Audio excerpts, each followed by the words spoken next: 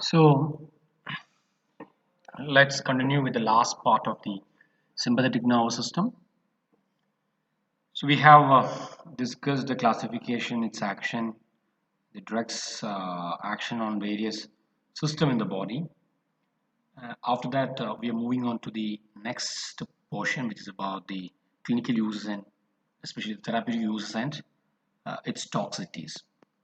So we have seen that some of the sympathomimetic drugs are selective in its action, especially some drugs like dobutamine act only on beta 1 receptors, whereas salbutamol act on beta 2 receptors, phenylephrine act on only alpha 1 receptors. So the indications of each drugs varies based on the effect on or the receptor specificity. I would say receptor specificity.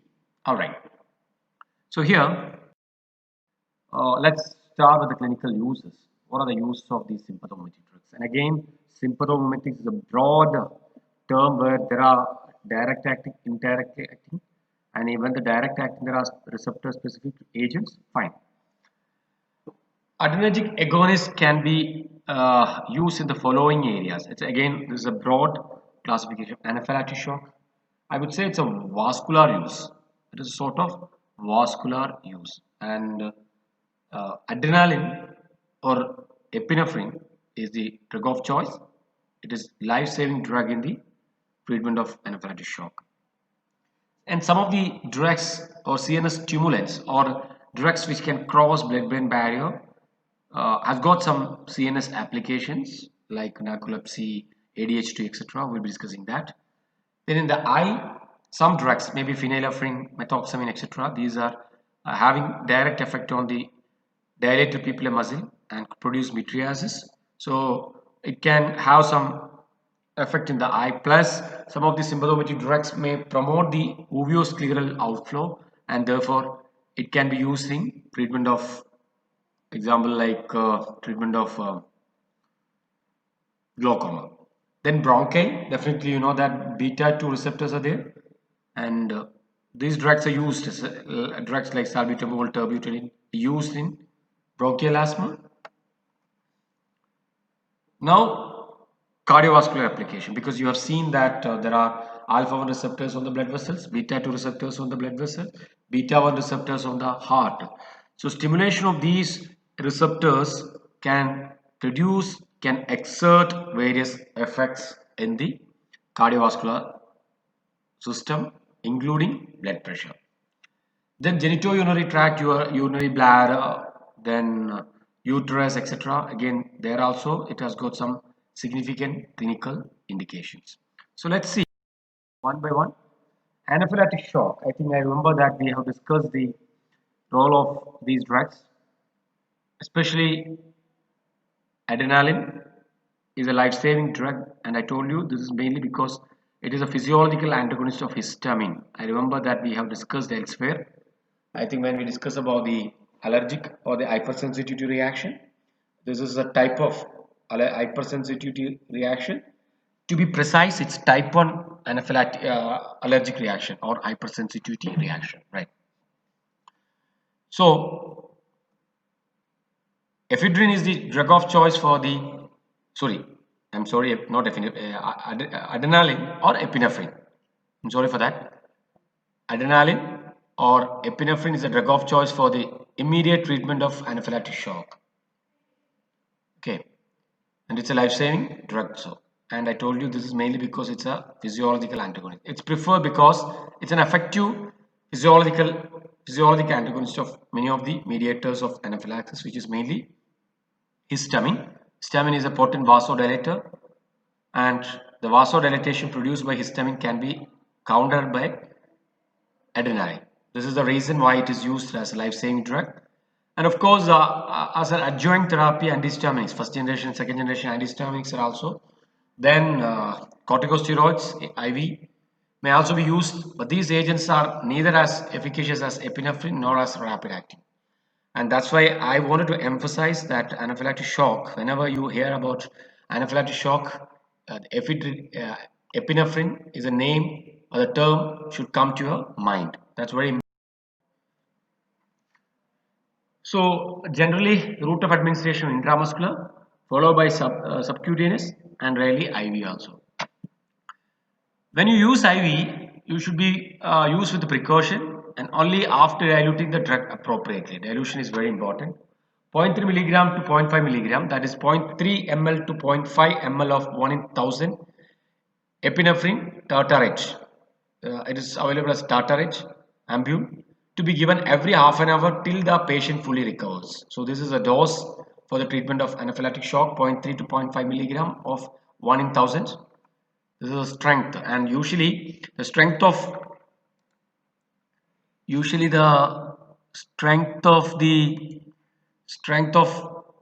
adrenaline is expressed in terms of 1 in 1000, 1 in 10,000, etc.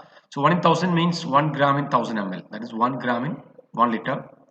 1 in 10,000 means 1 gram in 10,000 ml. So this is the usual way how you express the strength of adrenaline. If the reaction is very severe or the patient is in shock, we can give. Now the next, we are moving on to the next use is about CNS use. CNS uses, and I told you this is anaphylactic shock is a sort of vascular use, and still we have many more vascular use. We'll be discussing that for your kind information. You may use certain drugs like oxymetazoline, cyclopentazoline as nasal congestant, decongestants. Vascular use, it is vascular use because it produces vasoconstriction. Then apart from this, a certain shock, again this is used as a vascular use, so please remember that. Phenyl isopropylamine, okay, phenyl isopropylamine, like amphetamine, and its congeners desamphetamine, methamphetamine. Methamphetamine is widely used as CNS stimulants because it can easily cross blood-brain barrier and have wonderful effect in the brain. And therefore it is used in narcolepsy. Narcolepsy means excessive daytime sleep. The person gets sleep, a very high level of sleep in the daytime, and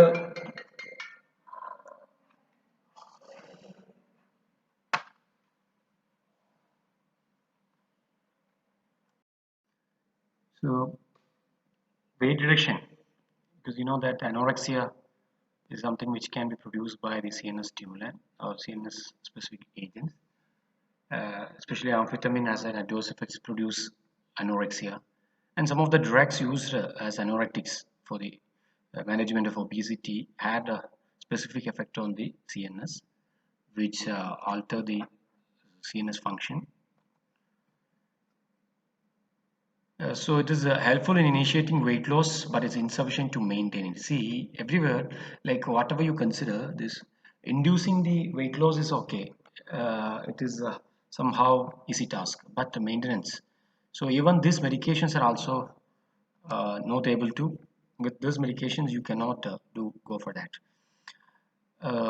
So definitely, along with the medications, you have to go for diet management, counseling, and plus exercise. Methylphenidate and other amphetamine analogs have been heavily used in ADHD. See, like methylphenidate is one widely used drug in children for the treatment of attention deficit hyperactivity disorder, ADHD. All right. Uh, so it's like many of people is widely abuse this drug for the purpose of deferring sleep and for their mood elevating. It's a sort of euphoria that can be produced by methylphenidate. And of course, some of the night shift workers may use methylphenidate to allay their sleep. And of course, it can produce addiction, dependence, the people who regularly use.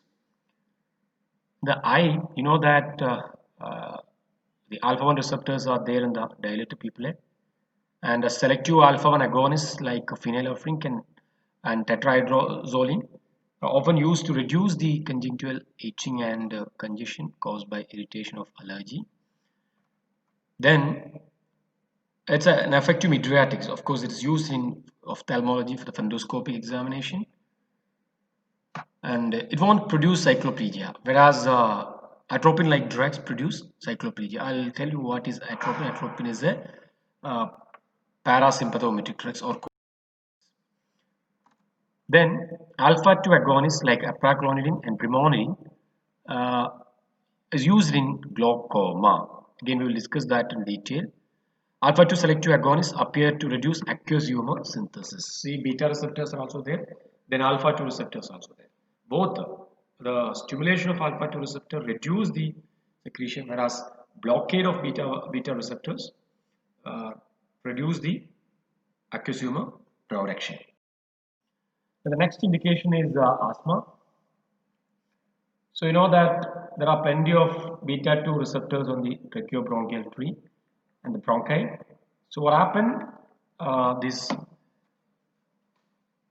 stimulation of these beta 2 receptors produce bronchodilation.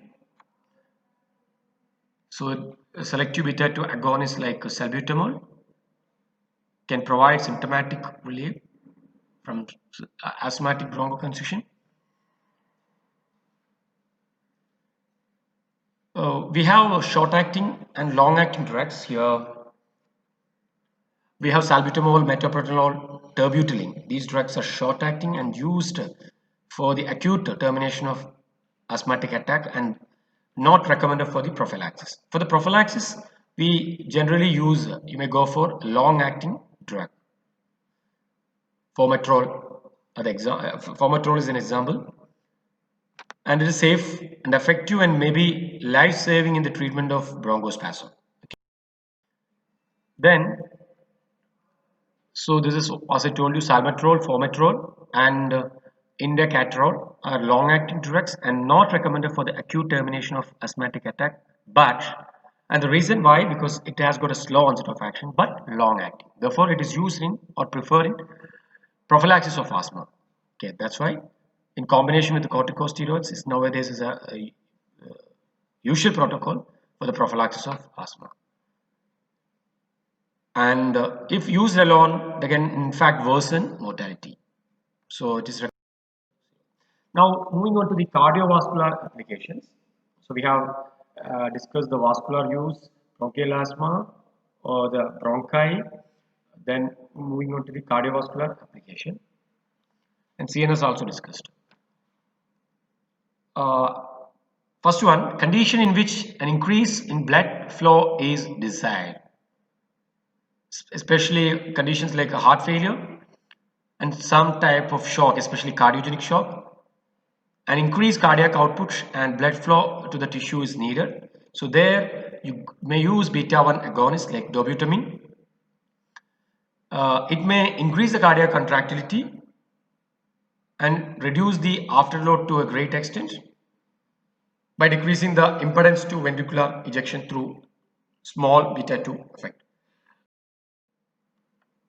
Apart from this, norepinephrine, in contrast to earlier impression, now it is used for the treatment of septic and cardiogenic shock. Okay, norepinephrine is used even cardiac arrest also. Dobutamine and dopamine. Dobutamine is selective beta 1 agonist, and dopamine, you know, basically in the lowest dose it acts only on dopamine receptors, but slightly higher the dose it can act on beta 1 receptors, and that is being explored here for the treatment of heart failure. And the arrhythmogenic effects of these drugs may be dose limiting. Okay, so a lower dose the effect is less. Condition which decrease in blood flow or increase in blood pressure is desired. So the first one was like condition in which blood flow is to be increased and contractility is to be. Therefore, we discussed about dopamine, dobutamine, etc. And here, decrease in blood flow or increase in blood pressure is desired. Especially alpha 1 agonists are useful because it can produce vasoconstriction. It can be used in local hemostatic as styptic. Epinephrine, especially as a bleeding, you can use it. Decongestant effects. Phenylephrine, we have discussed that. It's a vascular use. All these are the vascular use. And spinal shock. Norepinephrine, phenylephrine are used. Okay. After spinal anesthesia, the total peripheral resistance of a person may fall due to the alpha 1 blockade, and especially the local anesthetic effects, and that can be shock due to septicemia or myocardial infarction on the other hand, is usually made worse by vasoconstrictors. So that's very important. Uh, it can worsen because there is already a compromised circulation, and vasoconstrictors may further worsen the condition. So, here, shock due to septicemia or myocardial infarction, on the other hand, is usually made worse by vasoconstrictors. I have already told you that. Because already there is an increased sympathetic discharge, so that can worsen the condition because it may goes for further vasoconstriction. Alpha agonists are often mixed with local anesthetics, and I think we already mentioned that alpha agonists, especially adrenaline, this is a common practice in dentistry. Adrenaline mixed with uh, one of the local anesthetics, usually it is lignocaine. And what is the rationale or what is the purpose? This is a regularly asking question, basically. Theoretically, in the exam, it is being asked. What is the rationale of combining adrenaline with the lignocaine? Answer is very simple.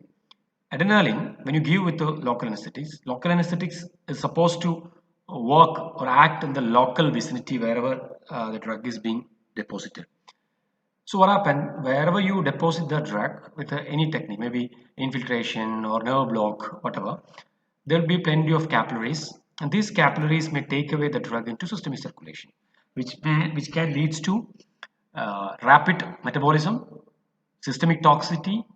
Okay, so the purpose of this is number one, increase the duration of action of local anesthetics by producing vasoconstriction by adrenaline. Second one, increase the reuptake. So what happened? The systemic, it inhibits the reuptake into the systemic circulation, so the toxicity can be avoided. And third one is actually, excuse me, it can provide a bloodless area for the surgical procedures because it produces capillary vasoconstriction, so that the area will be blood free. So it will be easy to approach uh, beta beta 2 effect utilized. Now the next one is genitourinary tract application, and you know that there is a possibility of application in urinary bladder related problem. Then uterus, beta 2 agonists, ritodrine and terbutaline, and one more is isoxsuprine. These drugs are sometimes used to suppress premature labor or threatened abortion because it provide uh, vaso, it provide some sort of uterine relaxation. But the cardiac stimulant effect, see beta 2, though it is beta 2 effect, definitely there is a chance for reflex tachycardia, and the cardiac stimulation may be hazardous to both mother and fetus. See, beta 2 agonists provide vasodilatation, produce vasodilatation that in turn have to produce uh, reflex tachycardia. All right. So apart from this, we also use some of the calcium channel blockers like nifedipine and all its congeners. Magnesium are also used for these indications. Okay. Then long-acting oral sympathomimetics like ephedrine are sometimes used to improve urinary continence in the elderly and in children with enuresis. So like you know that it's produce sphincter constriction. So like people may have frequent urination incontinence, then the drug may be used to reduce the continence, improve the continence, sorry. So this action is mediated by alpha receptors because we have discussed that alpha receptors are there in the urinary bladder sphincter.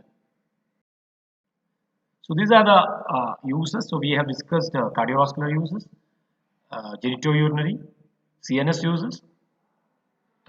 Then we've used bronchial asthma and other tracheobronchial, vascular uses, anaphylactic shock, etc. So these are the common uses.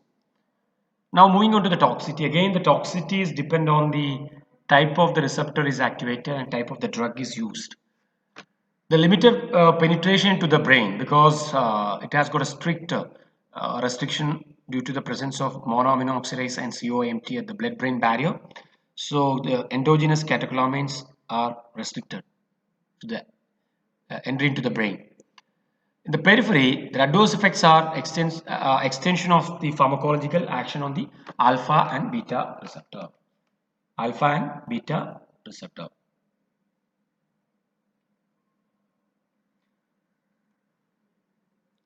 Alpha 1 stimulation causes excessive vasoconstriction, not just alpha 1, alpha 2 also.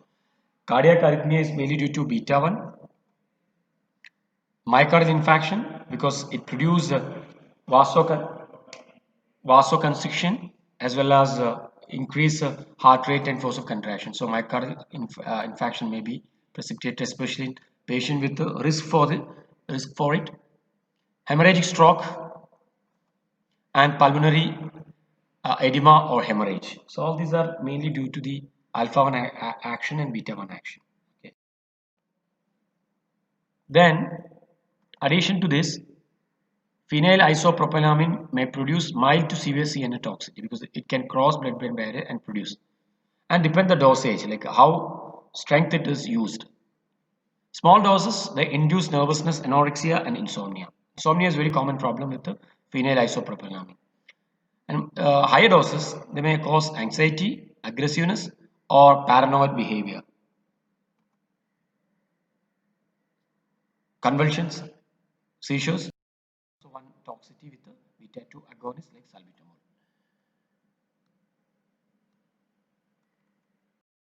All right, so that's all about the topic. We are finishing the sympathomimetic drugs. The last 4 or 5 classes have been discussing about this topic, and I hope you could follow. And please read your physiology and pharmacology together. And you should have a strong base on sympathetic and parasympathetic pharmacology, because as I already told in the first few classes that ANS is going to be a base for your entire pharmacology, especially cardiovascular system, respiratory system, GI, everywhere the part of ANS will come. So please thorough with this concept. And before we wind up,